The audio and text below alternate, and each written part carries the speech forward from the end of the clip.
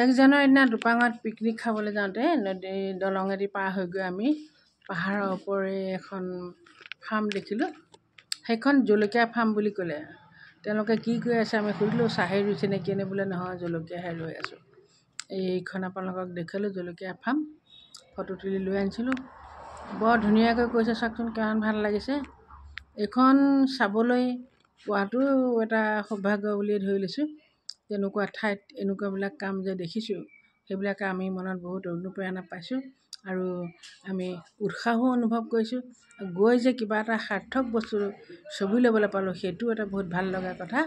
সেইকাৰণে ধুনীয়াকৈ ফটো লৈ আহিছোঁ। আপোনালোকে চাওক, গোটেই জলকীয়া বাগান এখন শাৰী শাৰীকৈ ৰুই আছে। ৰুই থকা জলকীয়াবিলাক যেতিয়া লাগিব, ডাঙৰ হ'ব, কিমান ভাল লাগিব। এতিয়াই ইমান শাৰী শাৰীকৈ ৰোৱাৰ কাৰণে দেখিবলৈ অতি দৃষ্টিনন্দন হৈ পৰিছে। আমি যেতিয়া আকৌ কেতিয়াবা যাম, তেতিয়া চাগৈ জলকীয়া লাগি থকাই দেখিবলৈ পাম।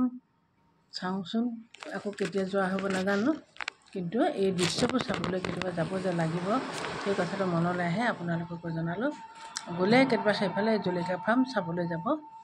ইয়াৰ পৰা নিশ্চয় উৎসাহ লাভ কৰিব পাৰিব আৰু এনে সুন্দৰ পৰিৱেশবিলাক পাহাৰৰ ওপৰত দেখিবলৈ পালে আপোনালোকৰ নিশ্চয় বহুত ভাল লাগিব। আপোনালোকক দেখুৱালোঁ এই ফাৰ্মৰ সকলোখিনি সৌন্দৰ্য বুটলি আনিছোঁ। ওপৰত নীলা আকাশ, তলত সেউজীয়া পাহাৰীয়া গছ, কিমান ভাল লাগে। ভাল লগাখিনি বুটলি আনি আমিও বহুত ভাল পাইছোঁ।